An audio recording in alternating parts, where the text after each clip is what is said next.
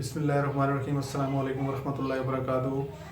Exams की तैयारी के लिए ये दूसरी सीरीज़ है और इसमें बेसिकली आपको ये पता चलेगा कि आपने अपने टाइम को ज़ाया होने से कैसे बचाना है, कौन कौन सी ऐसी चीज़ें हैं जिनके ज़रिए आपका टाइम ज़ाया हो सकता है। लेकिन मज़ीद आगे जाने से पहले मैं आपसे रिक्वेस्ट करूँगा कि अगर आपने अभी तक मेरे चैनल को सब्सक्राइब नहीं किया तो नीचे सब्सक्राइब वाले बटन को अभी क्लिक कर दें और बेल आइकन को भी ज़रूर क्लिक कर दें ताकि जो भी नए कंटेंट्स हैं उनका नोटिफिकेशन आपको मिलता रहे।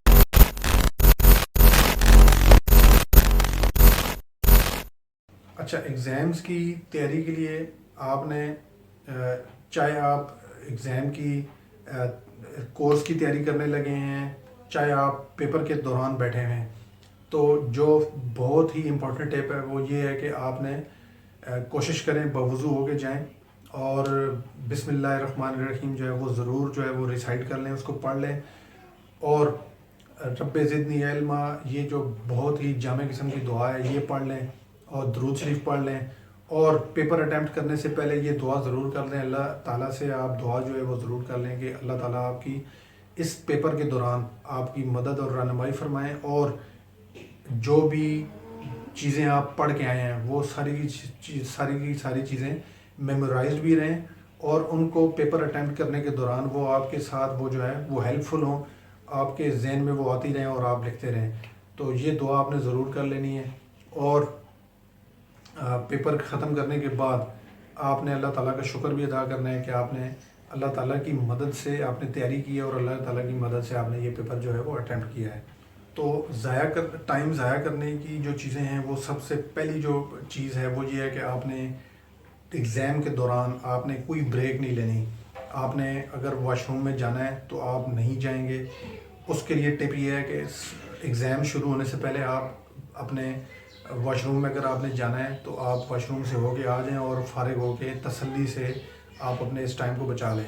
अच्छा, इसके अलावा लोग जो है वो पानी पीने के लिए चले जाते हैं, तो उसके लिए बेहतरीन टिप ये है कि आप अपने पास छोटी सी एक पानी की जो है वो बोतल रख लें। और सबसे पहले तो ये है कि आप पानी की जो कमी है वो पूरी करके आएँ। लेकिन अगर आप समझते हैं कि गर्मी है, मौसम की शिद्दत है, तो आप पानी जो है अपने साथ बोतल में रख सकते हैं। इसके अलावा कुछ लोग जो हैं वो एग्ज़ामिनेशन हॉल के अंदर गप्पों में जो है मसरूफ़ हो जाते हैं, दाएं बाएं लोगों के साथ जो है वो अपना टाइम ज़ाया करते हैं, तो उससे भी आपने बचना है। और इसके अलावा अगर आपके जहन के अंदर कोई ऐसे ख़यालात भी पैदा हो रहे हैं जिनके ज़रिए आप डिस्ट्रैक्ट हो रहे हैं, तो आपने उन ख़यालात को भी जो है वो साइड पे कर देना है और अपना फोकस जो है पूरे का पूरा आपने एग्ज़ाम की तरफ देना है। नंबर 2, अक्सर जो एग्ज़ामिनेशन हॉल्स होते हैं वहाँ पे क्लॉक्स जो हैं वो लगी होती हैं, कहीं सामने लगी होगी दाएं बाएं, तो आपने सबसे पहले उसको लोकेट करना है। अगर वहाँ पे घड़ी लगी हुई है तो उसके ऊपर आपने गहरी नज़र रखनी है। जो ही एग्ज़ाम स्टार्ट होगा तो आपको पता होना चाहिए कि कितने बजे एग्ज़ाम जो है वो एग्जैक्ट स्टार्ट हुआ है और पेपर जो है उसके ऊपर भी टाइम मेंशन्ड होगा, तो आपने उसको उसके साथ जो है वो रिलेट कर देना है कि इतने बजे ये पेपर स्टार्ट हुआ है और इतने बजे ख़त्म होगा। ये पेपर इतने टाइम का है, इसके अंदर इतने इतने क्वेश्चंस हैं, हर क्वेश्चन का के साथ जो है वो कितना छोटा है, वो क्वेश्चन कितना बड़ा है, उसके ऊपर आपका कितना टाइम लग सकता है, तो उसको आपने फ़ौरन से जो है एवेलुएशन कर देनी है। ये अगली वीडियो के अंदर मैं आपको एग्जैक्टली बताऊंगा कि आपने वो टाइमिंग कैसे सेट करनी है, लेकिन अभी फ़िलहाल आपने टाइम को देख लेना है और कोशिश करें कि आप अपने साथ घड़ी लेके जाएं। लेकिन अगर आपके पास घड़ी अवेलेबल नहीं है, किसी से मांग लें, बोरो कर लें। लेकिन अगर वो भी नहीं कर सकते तो कम से कम एग्जामिनेशन हॉल के अंदर अगर कोई घड़ी लगी हुई है तो उसके ऊपर आप नज़र रख लें। और अगर घड़ी आपने पहनी हुई है तो उसको आप उतार के सामने रख दें ताकि आपकी नज़र जो है वो उस टाइम के ऊपर भी पड़ती रहे और आपको पता चलता रहे कि मेरा इतना टाइम जो है वो मेरे पास अवेलेबल है, इतना अभी गुजर गया है, इतना रहता है और इतना मैंने टाइम कैसे यूटिलाइज़ करना है। और एक चीज़ मैं यहाँ पे ऐड करता चलूँ कि अक्सर लॉन्ग क्वेश्चन जो होते हैं उनके ऊपर टाइम ज़ाहिर सी बात है ज़्यादा लगता है, वो हैं ही लंबे क्वेश्चन। तो अगर आप कहीं पे अटक जाते हैं, आप फंस जाते हैं पेपर में, तो उसकी स्पेस जो है वो शीट के ऊपर छोड़ दें, उसको वहाँ पे पॉज कर दें और मूव ऑन करें। क्योंकि अगर आप वहाँ पे बैठ कर सोचते रहेंगे तो आप अपने टाइम को ज़ाया कर देंगे।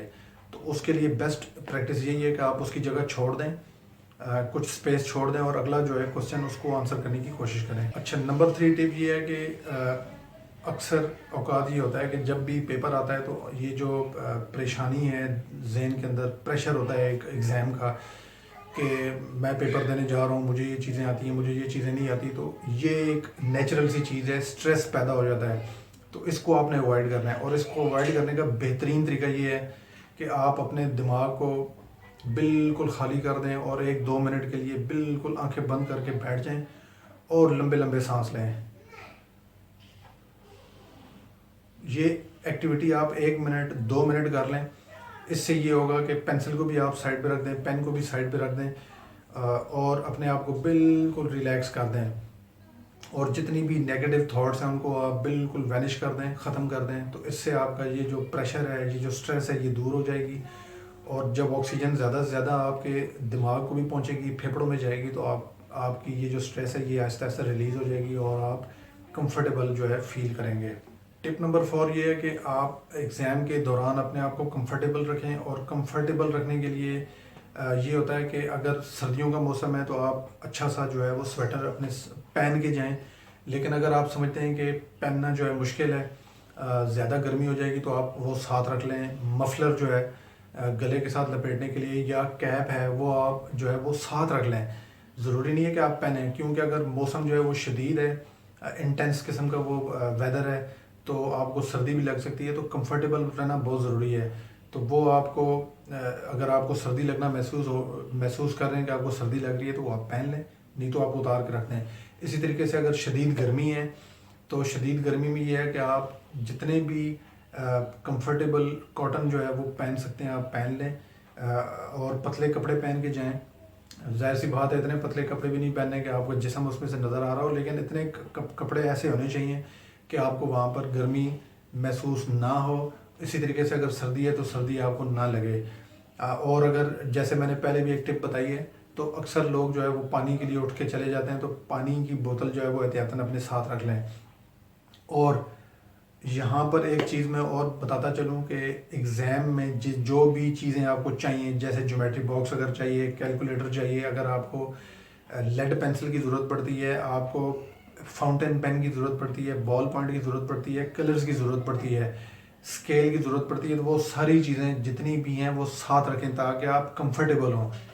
ठीक है, यहाँ पर कंफर्ट का मतलब ये है कि आपको ये परेशानी ना हो कि यार ये मेरे पास चीज़ नहीं है, ये मेरे पास चीज़ नहीं है, और आप लोगों से मांगते फिरें। आप अपने टाइम को बचाएं और ये चीज़ें आप अपने पास रखें ताकि जब भी ज़रूरत पड़े तो आपको वो चीज़ें आप जो है वो आपके पास अवेलेबल हो और आप वो काम आसानी के साथ कर सकें। अच्छा, टिप नंबर 5 ये है कि जो भी मुश्किल किस्म के क्वेश्चन थे, जो कि आपको जिनमें डाउट था, या जिनकी आपकी तैयारी नहीं थी इतनी, और वो आपको भूल रहे थे या आपने छोड़ दिए थे पेपर में, जैसे मैंने पहले बताया कि आपने वो आंसर जो है वो छोड़ देना, उसके ऊपर टाइम ज़्यादा नहीं सर्व करना। तो वो क्वेश्चन आप दोबारा ओपन कर लें और उनको अटेम्प्ट करने की कोशिश करें। और उसमें सबसे बेहतरीन टिप ये होती है कि आप अपने दिमाग में वो चीज़ें रिकॉल करें कि इसके अंदर ये भी कीवर्ड था, इसके अंदर ये भी चीज़ का जिक्र था, तो उन चीज़ों को रिलेट करके और उनको फिर स्टेप वाइज जो है वो अपने आंसर्स के अंदर मेंशन करना शुरू कर दें। और अक्सर पेपर्स के अंदर, एग्ज़ाम्स के अंदर आपने तुक्के भी लगाने हैं। ठीक है, अगर आपको चीज़ नहीं आती तो आपने तुक्का लगाना है, इसको गेस कहते हैं, लेकिन आपने एजुकेटेड गेस लगाना है। एजुकेटेड किस्म का तुक्का होना चाहिए। मतलब ये है कि उसका कोई ना कोई सेंस बनता हो कि यार ये मैं तुक्का लगाने जा रहा हूँ, तो ये जो चीज़ है ना ये ज़्यादा रिलेट कर रही है, ये ज़्यादा मुझे लगता है कि ये ज़्यादा जो है रिलेटिव है और ये ज़्यादा ठीक है। तो वो ऐसे नहीं करना कि आप, अक्सर लोग ऐसे करते हैं कि 1 2 3 4 5 6 7 8 9 10 ये आंसर है जी, इसको टिक कर दो, ऐसे नहीं। तो एजुकेटेड गेस लगाएं और उसको फिर आप अटेंड कर दें, क्योंकि किसी चीज़ को भी आप ब्लैंक ना छोड़ के आएँ। अच्छा, इसमें एक और टिप भी है कि